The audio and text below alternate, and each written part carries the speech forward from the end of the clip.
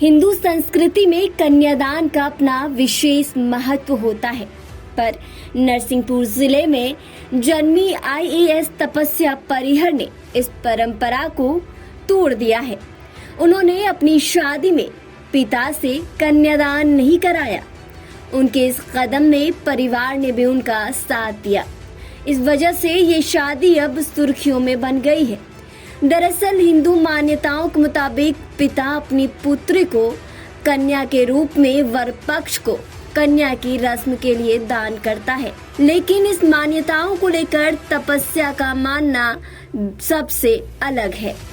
तपस्या ने कहा कि बचपन से ही मेरे मन में समाज की इस विचारधारा को लेकर प्रश्न था कि ऐसे कोई मेरा कन्यादान कर सकता है, वो भी मेरी बिना इच्छा की।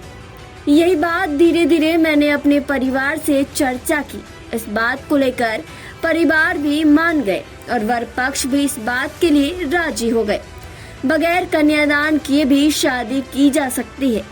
वहीं तपस्या ने ये भी कहा कि जब दो परिवार आपस में मिलकर विवाह करते हैं तो फिर बड़ा छोटा या ऊंचा नीचा होना ठीक नहीं है। वहीं तपस्या के पिता विश्वास परिहर कहते हैं कि बेटे और बेटी में कोई अंतर नहीं है। बेटियों को दान करके उनके हक और संपत्ति से वंचित नहीं किया जा सकता है। बहुत सारी हमारी रस्मों रीति रिवाजों इनमें उससे रिफ्लेक्ट होती है, उससे दिखाई देती है।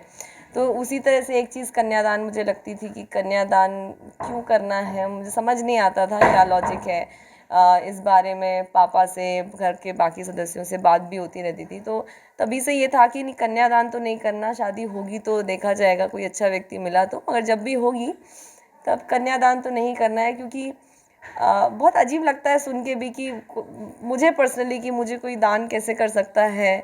भले ही वो मेरे पेरेंट्स हों, भले उन्होंने मुझे पैदा किया है, पाल पोस के बड़ा किया है डेफिनेटली, पर मैं दान होने वाली कोई चीज़ तो नहीं हूँ। तो विषय नहीं है, ये तो हम लोगों की सबकी सोच ही ऐसी बन गई थी कि बेटा बेटी दोनों बराबर, जैसा हक अभी तक था आगे भी वैसे ही रहेगा। कानून भी यही प्रयास कर रहा है, लेकिन सामाजिक व्यवस्थाएं ही गड़बड़ हैं। दान में करके संपत्ति से मुक्त कर दो।